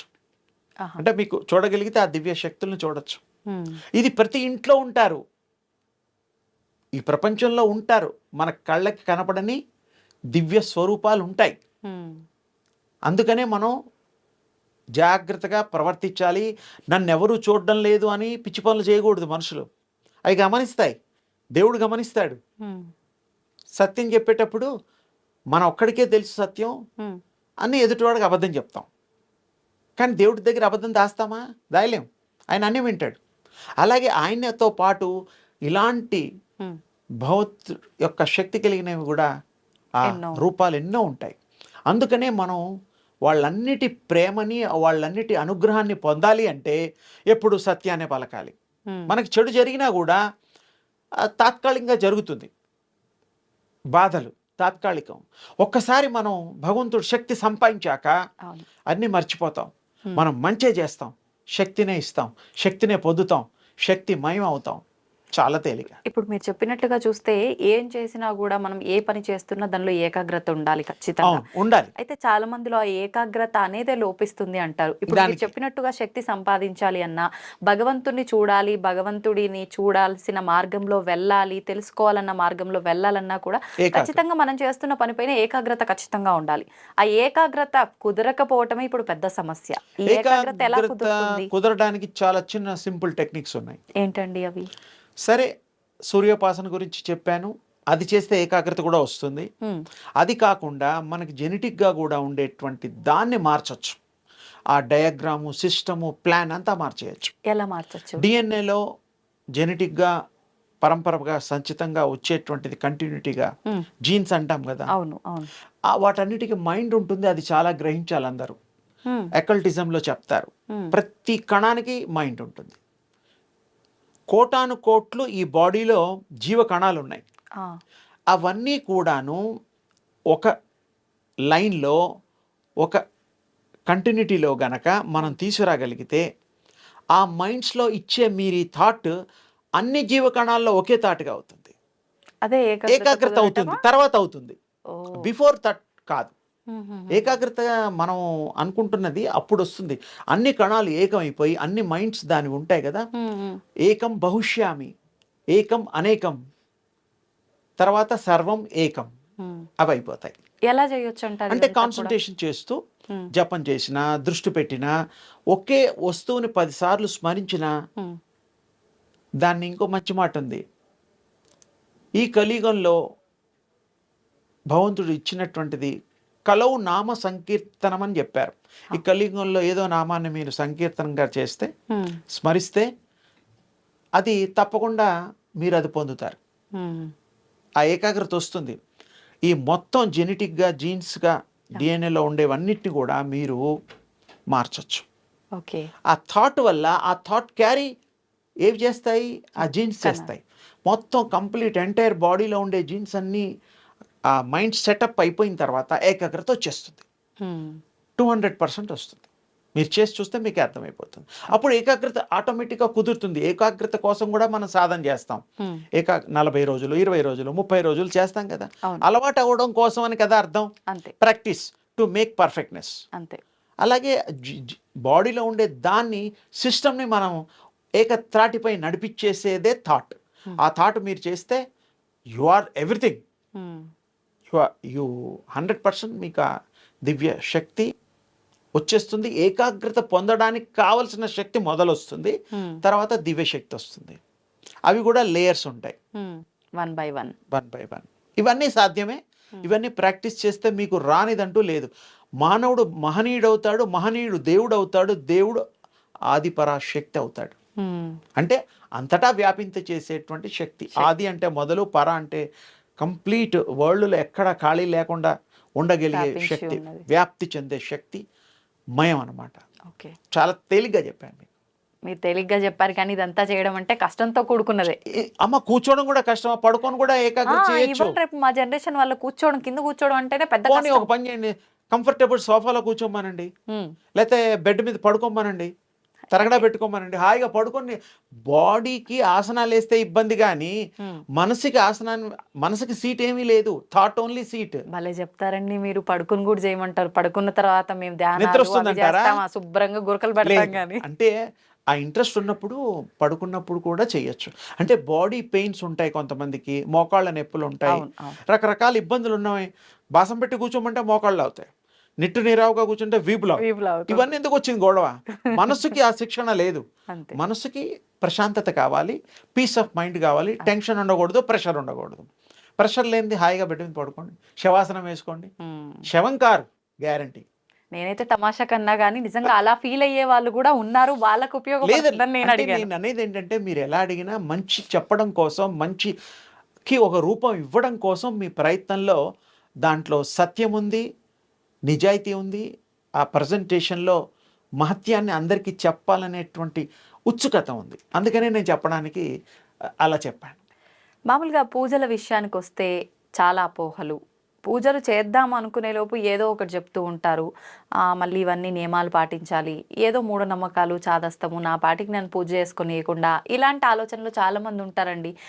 విగ్రహారాధన, విగ్రహాలు పెట్టి పూజలు చేయకూడదని చెప్పి, ఏదైతేనేంటి పూజల విషయంలో, విగ్రహారాధన విషయంలో చాలా అపోహలు ఉంటున్నాయి చాలా మందిలో. నిజంగా ఇవన్నీ ఆలోచించడం కరెక్ట్ అంటారా? ఇవన్నీ ఏది వద్దు, నా పాటికి నాకు ఎలా తోస్తాలా నేను చేసుకుంటా అనుకోవడం కరెక్ట్ అంటారా? మీరేం చెప్తారు దాని గురించి? బాగుంది. చాలామందిలో ఉండేటువంటి అనుమానాస్పదమైనటువంటి సమస్యలు. బాగుంది. పూజలు అనేటువంటిది మనకి పూర్వం నుంచి ఒక పద్ధతి, క్రియ, ఒక ఉన్నది అలవాటు. అవును. అన్నీ ఏ పద్ధతుల్లో చేసినా, ఏ పూజలు చేసినా ఏకాగ్రత అవసరము. ఏకాగ్రత లేని పూజలు ఫలించవు. చేసామంటే చేసాం అంతే, ఉమ్, ఉపయోగం లేదు. ఉమ్, మనస్సు పెట్టి ఉమ్, మనస్సుని ఏకాగ్ర చిత్తంపై నిలిపి ఏ దేవుడు పూజ చేసినా ఫలితం వస్తుంది. ఉమ్. ఇందులో సందేహం లేదు, ఇందులో అనుమానాలు కూడా లేదు. ఆ, కానీ పూజ చేసేటప్పుడు మనం పువ్వులు వేయడం, అగరబత్తీలు పెట్టడం, ఉమ్, పళ్ళు పెట్టడం, తర్వాత జ్యోతులు వెలిగించడం, గంటలు కొట్టడం, పాటలు పాడడం, స్తోత్రాలు, ఇవన్నీ ఓకే. ఉమ్, ఆ టైంలో చాలామంది మనస్సు లగ్నం చేసి అందులో లీనత్వంగా ఉంటే వాళ్ళు చేసే వాటికి అర్థము పరమార్థము ఉంటుంది. వాస్తవం. చేస్తూ చేస్తూ మళ్ళీ తల ఇటు తిప్పి అటు తిప్పి ఎవరు వచ్చారు ఎవరు పోయారు ఇవన్నీ ఈ అబ్జర్వేషన్స్ ఉండకుండా ఉమ్, పూజ చేసేటప్పుడు వారు దేవుడు అంతే. ఉమ్. కాల్సిన తలుపులు వేసుకోండి, ఏకాగ్రత ఉంటుంది. తలుపులు వేసుకొని పూజలు చేయకూడదు అంటారు కదా. అదేం లేదు, దేవుడు ఎక్కడికి పోడు, బంధించాను అనుకోండి పోని, దేవుడిని పారిపోనీయకుండా ఆ, బంధించాం అనుకోండి, అదేం లేదమ్మా. గుళ్ళల్లో తలుపులు తీసే ఉంటాయి కదా, అవును. తిరుపతి దగ్గర నుంచి తలుపులు తీసే ఉంటాయి, వేల మందిని లాగేస్తూ ఉంటారు. ఉమ్, సెకండ్ కూడా చూస్తామో లేదో తెలియదు. అవును, మన ఇంట్లో మన ఇష్టం కదా, మన దేవుడు, అంతే. హాయిగా చూసుకోండి చేసుకోండి. అక్షంతలు వేస్తూ ఉంటాం. ఇవన్నీ కూడా ఏంటంటే ఉమ్, ఆయన ఏ ఉపచారాలు అడగడు. షోళచోపచారాలు, ఉమ్, 64 విధములైనటువంటి క్రియలతో కూడిన పూజలు చాలా ఉన్నాయి. అవన్నీ కూడా ఉమ్, మీ ఆనందం కోసం, ఒక స్థితి వచ్చాక చేసుకోవడం, అలవాటు అవ్వడం కోసం. అసలు మీ మనస్సు గనక లగ్నం చేసి ఆ హృదయం అనేటువంటి దేవాలయంలో ఆ స్వామిని అమ్మవారిని కూర్చోబెట్టి సింహాసనేశ్వరిగా, ఉమ్, సింహాసనేశ్వరితో పాటు ఈశ్వరుని కూడా కూర్చోబెట్టగలిగితే, ఉమ్, దేవాలయంలాగా మీ హృదయం ఉండంగా దాని మీద కాన్సన్ట్రేషన్ చేయగలిగితే అంతకంటే గొప్పది ప్రపంచంలో ఏదీ లేదు. ఉమ్, మరి ఎంతోమంది గుళ్ళకే వెళ్ళడం లేదు. మరి అవును. ఋషులు అసలు వెళ్ళరు, ఉమ్, మౌనులు అసలు వెళ్ళరు. అడవులలో ఎక్కడో పోయి వాళ్ళ పీఠం వేసుకొని కూర్చుంటారు. అవును, అవును. వాళ్ళ స్నానాలు కూడా చెయ్యరు, పళ్ళు తోముకోరు. కానీ శరీర శుభ్రత అవసరం అంటారు కదా. మరి ఆయనకి ఎందుకు లేదు? మౌనులకి వాళ్ళ అంటే దాని మీద కాన్సన్ట్రేషన్ ఉండదు. అంటే శరీరం పైన వ్యామోహం కూడా లేకుండా అంటే భగవంతుడిపై. ఆత్మలో కలిసి ఆ పరమాత్మలో లీనం అవ్వడానికి ప్రయత్నం చేసినప్పుడు ఈ యొక్క శరీరానికి ఏది అంటదు, ఓకే. శుభ్రత ఆటోమేటిక్గా ఉంటుంది. అలాంటి వాటికి కొంచెం దూరంగా వెళ్ళి చూడండి, ఉమ్, గంధపు వాసన, ఉమ్, మల్లెపూల వాసన ఆ మనిషి దగ్గర నుంచి వస్తుంది.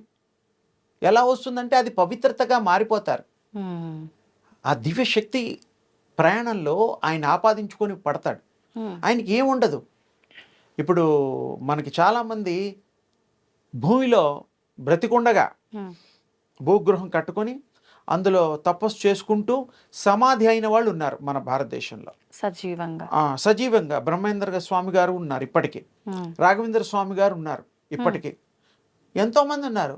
ఆ, లేరు అనడానికి లేదు, ప్రాణం ఉండగానే తీసుకెళ్ళి పెట్టారు. అవును. తిండి ఏమీ లేవు, స్నానాలు లేవు, ఏమీ లేవు, బట్టలు మార్చుకోవడాలు లేవు, ఏమీ లేవు. ఉమ్, అంటే ఏమిటంటే ఆ స్థాయి కాదు అది. మనం మనుషులో తిరుగుతున్నాం కాబట్టి స్నానం చేయకపోతే జిడ్డుగా ఉంటుంది, కొంచెం నీట్నెస్ అవి మెయింటైన్ చేస్తాం. ఆఫీసుకి వెళ్తూ ఉంటాం, కాస్త స్ప్రే పర్ఫ్యూమ్ ఏవో ఉంటాయి కదా బాధలు, అంతే. అంటే టు అవాయిడ్ ఆ ప్యూర్గా అందరికీ బాగా కనపడాలి, కొంచెం ఫ్రెష్గా ఉండాలనేటువంటి ఉద్దేశమే. అవును.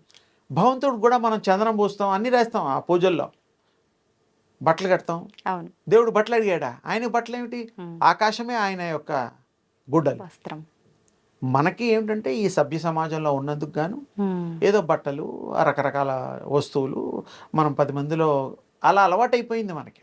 ఉమ్, మన పూర్వీకులు ఇంకా వెనక్కి వెళ్తే గుడ్డల మీద వాటి మీద అంతగా ఏమీ లేదు, లేదు. ఆహారం మీద కూడా. అంటే ఆ రోజుల్లో వాళ్ళ యొక్క అలవాట్లు, ఉమ్, వారి యొక్క నిర్ణయాలు వేరుండేవి. దైవ ధ్యానం చేసేవాళ్ళు కూడా ఆ చక్కగా గోచో పంచో ఏదో కట్టుకోవడం, ఉమ్, అలా కూర్చుని అలా నిమగ్నం అయిపోయేవారు. లైవ్ ఎనర్జీలో వాళ్ళు పొందేవారు, ఉండేవారు. ఆ, తరాల తరబడి కూడా ఉమ్, 5000 సంవత్సరాలు 3000 సంవత్సరాలు కూడా తపస్సులో ఉన్నవాళ్ళు ఇప్పటికీ ఉన్నారు హిమాలయాల్లో. ఉమ్, శంబల గ్రామానికి అందులో కూడా ఇంకా మహిమాన్తులు ఎంతోమంది ఉన్నారు. ఆ, వాళ్ళందరూ మామూలు వాళ్ళు వెళ్ళి చూడలేరు. ఉమ్, సింపుల్గా చెప్పేది ఏంటంటే ఆరాధన మన మనస్సుకు తగ్గట్టది, ప్రశాంతతకి పొందడానికి, ఉమ్, అనుకున్న కోరికలు అవ్వడానికి ఉమ్, మాత్రమే, ఇంకా వేరే అందుకు కాదు. ఉమ్, ఇందులో మనస్సు లగ్నం చేసిన తర్వాత ఏ దేవుణ్ణి కోరుకుంటే ఆ రూపాలే వస్తాయి, Hmm. ఆ గుణాలే వస్తాయి. అది ఇంకో విచిత్రం. సో ఫైనల్గా మీరు పొందడం ఖాయం, ఏకాగ్రత కుదరడం ఖాయం, అనుకున్నవన్నీ అవ్వడం ఖాయం. ఇతరులకు కూడా ఈ భక్తిని వారికి అలవాటు చేయడం ఖాయం. వాళ్ళ ఇంట్లో పిల్లలకు కూడా మనం పెంపకంలో అలవాటు చేస్తే వాళ్ళకి వస్తాయి. అవును. తర్వాత ఇంకా ఒక స్టేజ్ పైకి వెళ్ళిన వాళ్ళు మునులు, మౌనులు ఇలాంటి వాళ్ళు కూడా శక్తి సంపాదించిన వాళ్ళు శక్తి ప్రసరణ కూడా చేయగలుగుతారు. ఓకే. తప్పకుండా. అంటే ఇప్పుడు మీరు చెప్పినట్టుగా అది చూస్తే అంటే మీరు శక్తిని ఇతరులకు ఇవ్వడం అంటే శక్తి పాత్ అంటారు దాన్ని. ఇతరులకు ఇవ్వచ్చు. ఇప్పుడు మామూలుగా ఏవి తెలీదు, పూజలు మామూలుగా నాకు నచ్చినట్టుగా చేసుకుంటున్నా అనుకుంటే అన్నీ మర్చిపోయి ఇది ఎక్కువగా ఫలితం ఉంటుందా?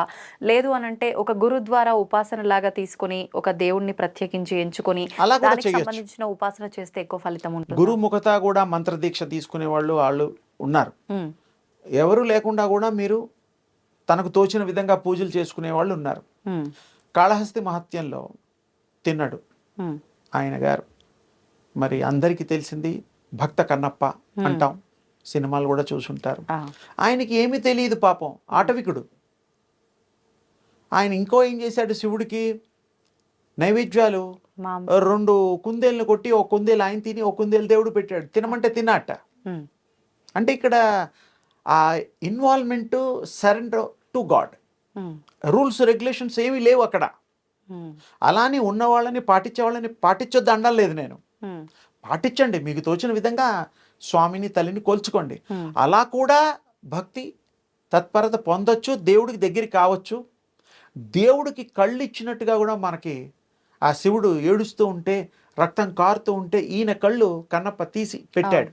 అది మనం విన్నాం, అది సత్యము, అది సందేహం లేదు. మళ్ళీ ఆయన కళ్ళు ఇచ్చాడు దేవుడు తర్వాత. అంటే ఏమిటి, శరణాగతి అయినప్పుడు, టోటల్ సరెండరెన్స్ అయినప్పుడు ఆ భగవంతుడు ఫుల్ టేక్ కేర్ చేస్తాడు, సందేహమే లేదు. ఏమీ తెలియకుండా భక్తి తిన్నడులాగా, భక్త కన్నప్పలాగా ఇంకా చాలామంది ఉన్నారు లిస్టు. వాళ్ళకు కూడా భగవంతుడు అనుగ్రహం ఉంది, అది కూడా చెయ్యొచ్చు.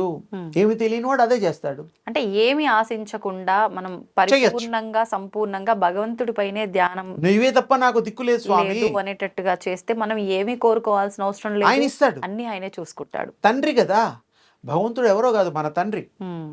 జన్మలు ఇచ్చి ఈ యొక్క శరీరాన్ని ఇచ్చే తల్లిదండ్రులు వీళ్ళైతే, జ్ఞానాన్ని ఆత్మ యొక్క సిద్ధత్వాన్ని ఇచ్చేది ఆ పరమేశ్వరుడు. పరమేశ్వరుడు అంటే, ఈశ్వరుడు అంటే రూపరహితుడే, రూపం లేదు. ఆ రూపం మనం శక్తి రూపం కల్పించాం ఆయనకి, అంతే. ఏ శక్తి అయినా, ఏ ఇదైనా, ఆరాధనైనా, ఏ గురువైనా మంత్రం ఇచ్చినా ఇవ్వకపోయినా మీకు మనసు పెట్టి చేయడం వల్ల ఏకాగ్రత చిత్తంతో, చదువు రాకపోయినా మీకు భక్తుడు అనే అర్హత వస్తుంది. భక్తికి చదువుకి సంబంధం లేదు, లేదు.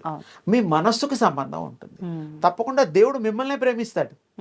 ఏమి తెలియని అమాయకుల్ని హత్తుకుంటాడు, హృదయంలోకి తీసుకుంటాడు, బొడ్డాన్ని ఎత్తుకుంటాడు. అంత గొప్ప దయామయుడు, కరుణామయుడు ఆయన. భగవంతుడి గురించి మనం ఎంత చెప్పుకున్నా తక్కువే. అందుకని ఆయనకి ఏ విధంగా పూజ చేసినా, నిష్ఠతో చేసినా కరెక్ట్గా చేయాలి, మనసు పెట్టి చేయాలి.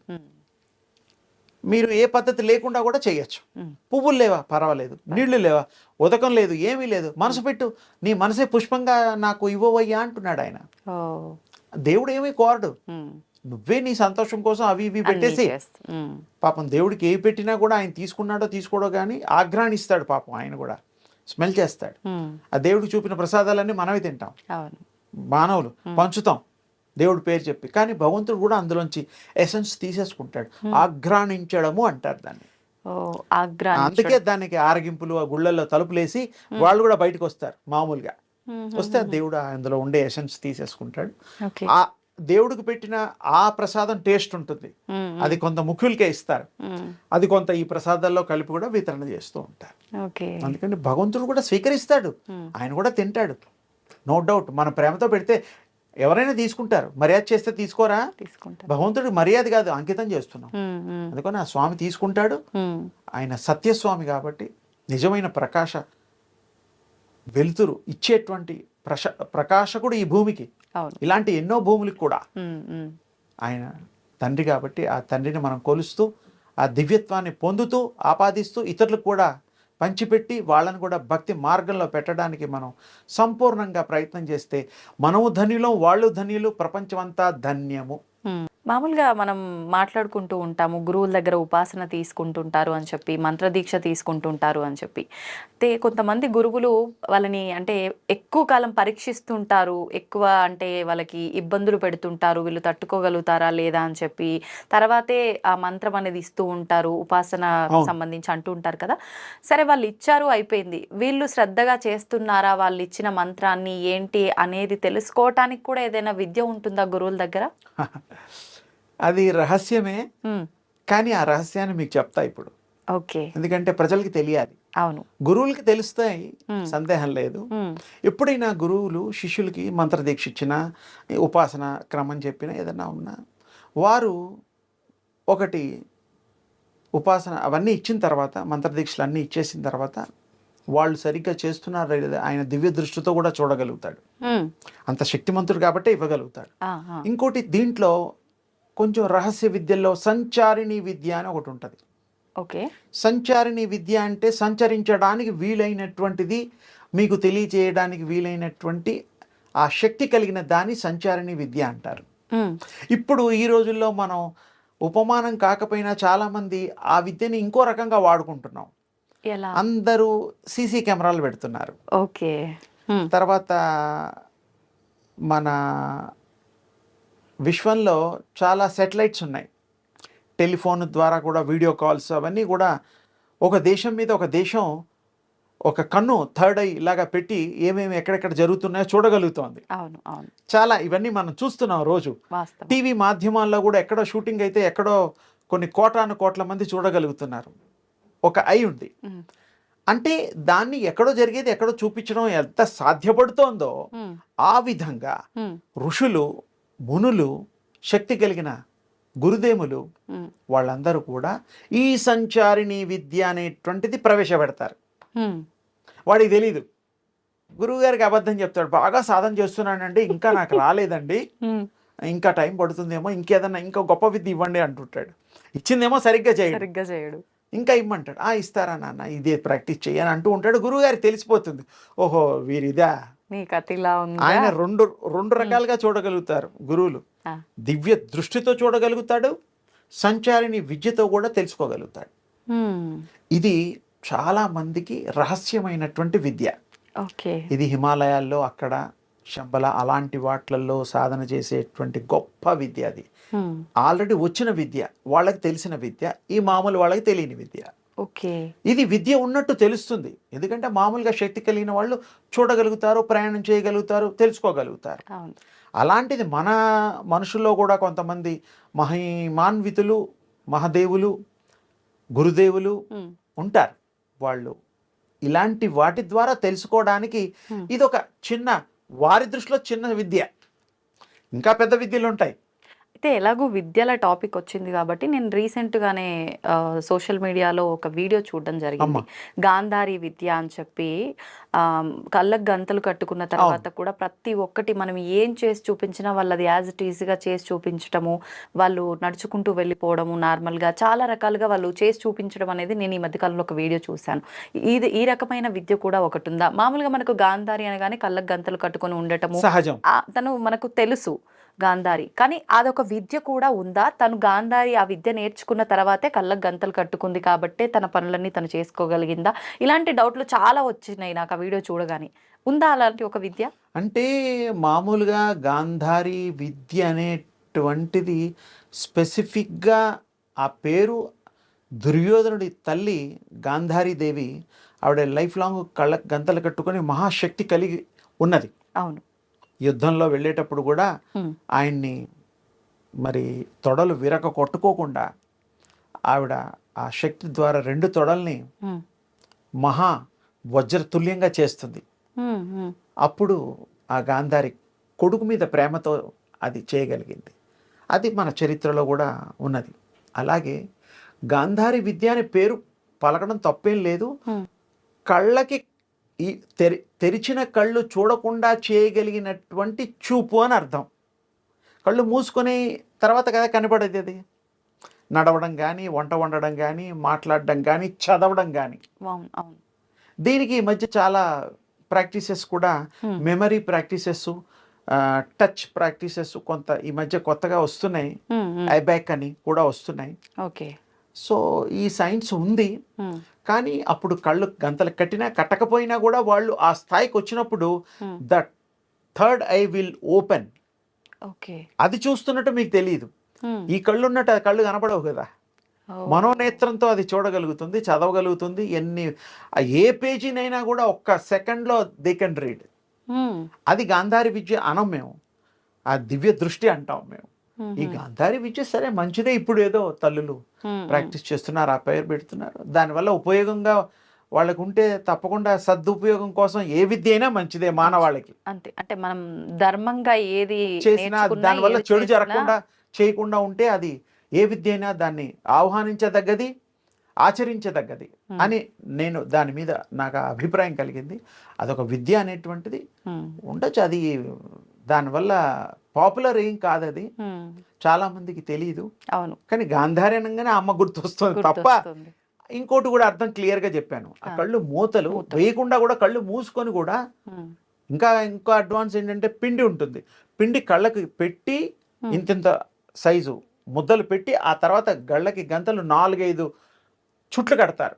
అసలు పొరపాటును కూడా కళ్ళు ఎక్కడ కనిపిస్తుందో జాగ్రత్త. అప్పుడు కూడా అంతమంది కూడా మ్యాజిక్ షోలలో, పిసి సర్కార్ లాంటి వాళ్ళ షోలలో కూడా మనందరికీ కళ్ళకి అది చూపించి కట్టి మరి వాళ్ళు కత్తితో యుద్ధాలు చేయడాలు, పండు కోయడాలు, మనిషి ఎదురుగుండా తల మీద పండు పెట్టేసి కట్ చేయడాలు చూస్తూ ఉంటాం.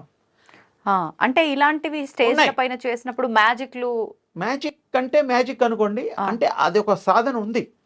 ఓకే. అంతెందుకు సాధనా శూరులు అని తెలంగాణ, మన గొప్ప తెలంగాణ ఇది, అందులో సాధనా శూరుల చరిత్ర చాలా గొప్పది. ఇది నువ్వు అంటే నాకు గుర్తొచ్చింది. నేను చూశాను, మాట్లాడాను వాళ్ళతో, కొద్ది కాలం అప్పుడప్పుడు నేను గడపడం కూడా జరిగింది. ఏంటి వాళ్ళు ఆచరించే విధానం? అది ఏమిటంటే సాధనా శూరులు, వాళ్ళ పేరు సాధించిన శూరులు, గొప్పవాళ్ళు అని అర్థం. వాళ్ళు మాయమైపోతారు. అప్పట్లో పెంకుటిల్లులు ఉండేవి ఊళ్ళల్లో. ఇక్కడ కనపడి ఇక్కడ మాయమై అక్కడ కనపడి అలా మారుతూ ఉంటాడు. అది నిజమైనటువంటి ఆ శక్తులు వాళ్ళు సాధన చేసిన తర్వాతే సాధనా శూరులు. కానీ ధర్మం తప్పరు, అది వినోదానికే ఉపయోగిస్తారు. మళ్ళీ వాళ్ళకి డబ్బులు అడుక్కుంటారు, ఊళ్ళో వాళ్ళకి భోజనాలు అడుక్కుంటారు, బట్టలు అడుక్కుంటారు, కత్తుల్ని సృష్టిస్తారు, డబ్బుల్ని సృష్టిస్తారు, కానీ ఖర్చు పెట్టరు. ఎందుకంటే అది చూపించడానికి మాత్రం, క్షణికాలకే, నాట్ పర్మనెంట్లీ. అది వాళ్ళకి తెలుసు. సాధనా శూరులని ఇప్పుడు చాలా 1-2 కుటుంబాలు అక్కడక్కడ దొరికితే దొరకచ్చు. అంటే వాళ్ళు వంశపారంపర్యంగా పోతుంది, అంతరించిపోతోంది. ఎవరు నేర్చుకోవడానికి ఇంట్రెస్ట్ చూపించడం లేదు, నేర్పించే వాళ్ళు కూడా లేరు. అప్పట్లో 6 గంటల సినిమా ఉండేది. అది ఊరంతా కలిసి ఊరి మధ్యలో రచ్చబండ దగ్గర, తెలంగాణలో ఫేమస్ రా. అంటే అప్పట్లో టీవీలు ఇవన్నీ ఏమీ లేవు, శక్తులు చూపించడం, ప్రదర్శన, దయ్యాన్ని చూపించడం అంటే ఏమిటండి, మన భాషలో దయ్యం, అక్కడ ఏదో వెలుతురు, ఇలా మంటలు అలా చూపించేవి, వాళ్ళు చూపించేవారు. అలా చూడమంటే ఊరంతా చూసేది. అంటే ఊరంతా ఒక 500-300, అంత ఊరంతా అంటే లక్షల్లో కాదు. అంటే ఆ ప్రోగ్రామ్కి వచ్చిన వాళ్ళందరికీ రకరకాలు కత్తుల్లో పొడిచినా కూడా పొట్టలో దిగేది కానీ రక్తం కారేది కాదు. అంటే విచిత్రమైనటువంటి విన్యాసాలు చేసి ఆ కాసేపు 2-3 గంటలు, అది అంతవరకే. అంటే వాళ్ళు కూడా ఇలాంటి విద్యలు కళ్ళకు గంతలు కట్టుకొని చేసేవారని చెప్పడానికి చెప్పా. అది మరి దాన్ని కూడా మీరు గనక గాంధారి విద్య అంటారేమో నాకు తెలియదు. అంటే ఇలా చేసేవి ఏవైనా కూడా గాంధారి విద్యల కింద తీసుకుంటే తీసుకోవచ్చేమో. కళ్ళకి మూసేసిన తర్వాత అది పేరు పెడితే గాంధారి అంటే ఆ తల్లిని గుర్తుపెట్టి కళ్ళగంతలనే ఒక మనకు అండర్స్టాండింగ్ కోసం చెప్పారు. అందులో కూడా విద్య ఉంటుంది. అన్నం వండేవాళ్ళు ఉన్నారు, బియ్యం వేరే వాళ్ళు ఉన్నారు, రాతలు రాసేవాళ్ళు కూడా ఉన్నారు, చదివే వాళ్ళు ఉన్నారు, బస్సు నంబర్లు చెప్పేవాళ్ళు కూడా ఉన్నారు. సాధనా శూరులు ఇవన్నీ చేస్తారు. మీ మూలంగా వాళ్ళని ఈ మధ్యకాలంలో 40 ఏళ్ళు 50 ఏళ్ల క్రితం నేను కలిసాను వాళ్ళని, ఈ మధ్యలో కలవలేదు. ఉన్నారేమో, ఉంటారు. ఈ మనిషి పూర్వీకులు, మీ తాతయ్యలు ఆ ఏజ్ వాళ్ళని అడిగితే ఆ ఊళ్ళల్లో ఆ విద్య వచ్చిన వాళ్ళు వచ్చేవాళ్ళు. వాళ్ళు ఒక 7-8 మంది వచ్చేసి పాపం ఈ విద్యలు చేసి బ్రతుకు తెరువుకి. చూద్దాం, అలాంటి వాళ్ళు ఎవరైనా తెలిసిన వారు ఉంటే కామెంట్ చేస్తారేమో, ఉండొచ్చు, తెలియచ్చు. నల్లగొండ జిల్లా యాదగిరిగుట్ట, జనగామ, ఆలేరు, నార్కెట్పల్లి ఆ ఏరియాల్లో తెలంగాణలో చాలా ఫేమస్ అది. ఇప్పుడు పాపం వాళ్ళు చితికిపోయి ఉండొచ్చు. పాపం ఈ ప్రోగ్రామ్ చూడడం వల్ల ఎవరన్నా దృష్టిలో పడితే కామెంట్ రూపంలో మీకు పెట్టచ్చేమో భవిష్యత్. చూద్దాం. చూడాలి. వాళ్ళకు కూడా మనం చేయూతనివ్వాలి, గవర్నమెంట్ కూడా. మన వంతు తోటి మానవులు కాబట్టి వాళ్ళకు కూడా పాపం మంచి చేద్దాం, వాళ్ళు బాగుండాలని కోరుకుందాం. అవును, మనం చేయాల్సింది చెయ్యాలి, మన చేతుల్లో ఉన్నది అది. ఉన్నది. సంతోషం అండి, నిజంగా చాలా మంచి విషయాలు తెలియజేశారు. నిజంగా మాకు తెలియని అంటే కనుమరుగైపోయిన కొన్ని కొన్ని విషయాలని కూడా ఇలా గుర్తు చేసుకోవడం చాలా సంతోషంగా ఉంది. మనకు ప్రతిదీ కూడా ఏదైనా ఒక విశేషం ఉంది అంటే దానికి ఒక నిర్ణీతమైన డేట్ అనేది నిర్ణయించబడి కొన్ని కొన్ని మనం చూస్తున్నాము, ఆ డేట్లను సెలబ్రేట్ చేసుకుంటున్నాము. అలా చూస్తే ఉమెన్స్ డే అంటే స్త్రీలకు సంబంధించి ఒక రోజు, ప్రత్యేకమైన రోజు. నిజంగా స్త్రీల కోసం ఏదైనా చెయ్యాలి, నిర్ణయించబడాలి అని అంటే ఆ ఒక్కరోజు సరిపోతుంది అంటారా? అంటే స్త్రీ గొప్పతనం గురించి మాట్లాడాలని అంటే అసలు సరిపోదు. మామూలుగా అమ్మ స్థానంలో ఉన్న ఒక స్త్రీ గురించి చెప్పాలంటే ఎన్నో మాటలు ఉంటాయి, ఎన్నెన్నో విషయాలు ఉంటాయి, ఎంతో ప్రాధాన్యత ఉంటుంది. కానీ ప్రస్తుత రోజుల్లో ఆ స్త్రీకి దక్కాల్సిన ప్రాధాన్యత దక్కట్లేదేమో కాదు, నిజంగా దక్కట్లేదు. ఆ స్త్రీ గురించి గొప్పగా మాట్లాడకపోయినా పర్వాలేదు, కానీ హీనంగా మాట్లాడే పరిస్థితులు రాకుండా ఉండటం నిజంగా చాలా సంతోషించదగ్గ విషయం. అయితే పురాణాల నుంచి కూడా రాజుల్ని తీసుకున్నా, మనము భారతము వీటిల్లో తీసుకున్నా కూడా స్త్రీలు యుద్ధానికి వెళ్ళిన రోజులు వాళ్ళకి కూడా మగవారికి కూడా ఇలాంటివి చాలా చాలా ఉన్నాయి. మరి ఎంతో ప్రాధాన్యత ఇస్తున్నట్టు, ఎంతో విలువిస్తున్నట్టు మనకు అక్కడి నుంచి మన పురాణాల నుంచి తెలుస్తోంది. ఎందుకు ఇప్పుడు అది కరువైపోయిందంటారు? స్త్రీల గురించి చెప్పాలి అని అంటే ఉమెన్స్ డేకి సంబంధించి ఒక 2 మాటలు మన పురాణాలకు సంబంధించిన దాంట్లోంచి ఏం చెప్తారు మీరు? స్త్రీ యొక్క గొప్పతనము, స్త్రీ యొక్క ఔన్నత్యము, విలువలు ఎంత మనం చెప్పుకున్నా తక్కువే. ఆది నుండి కూడా స్త్రీ శక్తి స్వరూపిణి, అమ్మ. ప్రతి ఇంట్లో తల్లి లేకుండా ఆ సంసారం కానీ ఆ వంశం కానీ లేదు. స్త్రీ మూలం, శక్తి మూలం. ఒకప్పుడు కూడా భగవంతులకు కూడా ఆ శక్తి లేకపోతే బలహీనులు అవుతారు. ఉదాహరణకి పార్వతీ దేవి పేరు చెప్పకుండా పరమేశ్వరుడు రాడు. పరమేశ్వరుడు అని విడిగా అంటే అనొచ్చు. పార్వతీ పరమేశ్వరులు అని స్త్రీకి ఎందుకు ఫస్ట్ ఆ నేమ్ ఇవ్వడం జరిగింది, ప్రథమ స్థానం ఇవ్వడం జరిగింది అంటే ఆ శక్తి స్వరూపిణి యొక్క అండగా తోడుగా ఉండేటువంటి ఈశ్వరుడు కైనెటిక్ ఎనర్జీ అన్నమాట.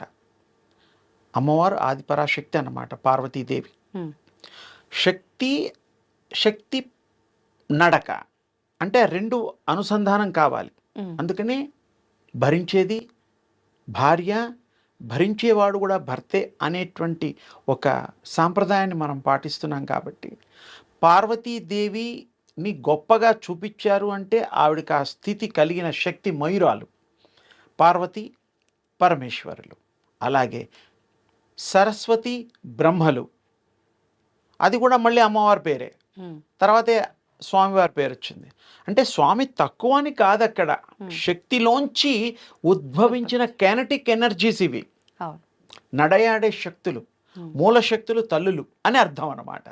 మళ్ళీ ఇక్కడ లక్ష్మీనారాయణులు, లక్ష్మీదేవి ధనం ఇచ్చేది, సకల సంపదలు ఇచ్చేటువంటిది.